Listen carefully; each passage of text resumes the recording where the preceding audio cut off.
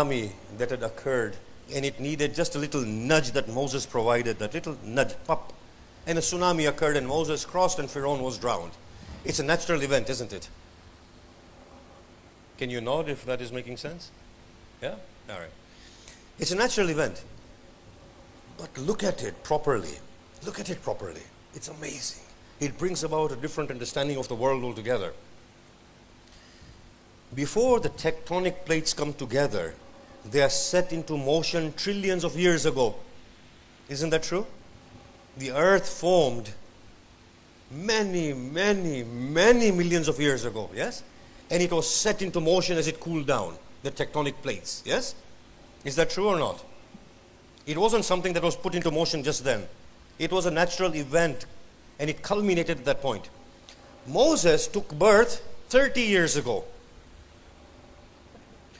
These tectonic plates have been moving trillions of years ago. Moses took birth 30 years ago. Let's make it more complicated. The Israelites have arrived at the Dead Sea or the Nile, whatever it may have been, at this particular point, just now. They are about 700,000. There are chariots behind them with unsheathed swords coming to cut them into pieces. That is happening right now. There is an unforgiving sea in front of them, imminent death behind them. They look at Moses and say, Moses, what have you done to us? You have left us between two perilous options, either beheaded here or drowning there. What do you have to say for yourself? And they were truly taking Moses to task for this. Now, whilst all of this was happening, there was an old lady washing her clothes on the shores of the Nile or whatever. And she was praying, she was saying, oh Allah, kill Pharaoh and give me his riches.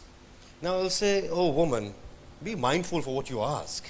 You know, I mean, it's like me saying, make me the president of this country. That might not be so hard actually. But no, delete that one off the records. Yes? I just couldn't give that one a miss. But in any case, ask something reasonable.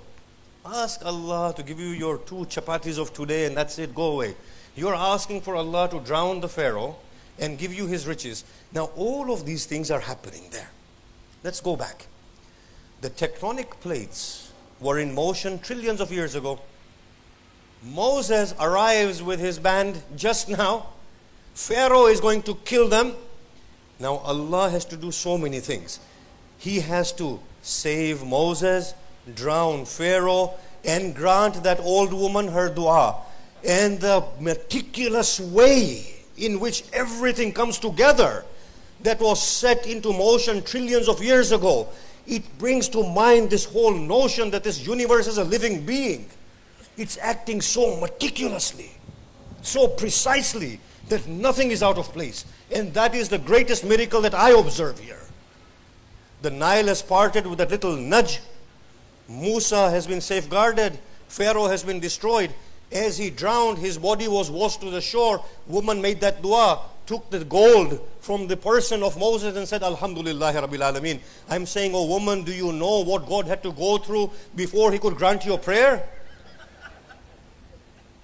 He had to bring Moses, Israelite, Pharaoh, all of them together at this point before he could grant you your prayer. And he knew when you will ask your prayer, and he knew how to destroy Pharaoh, and he knew at what point to bring Pharaoh's body to you.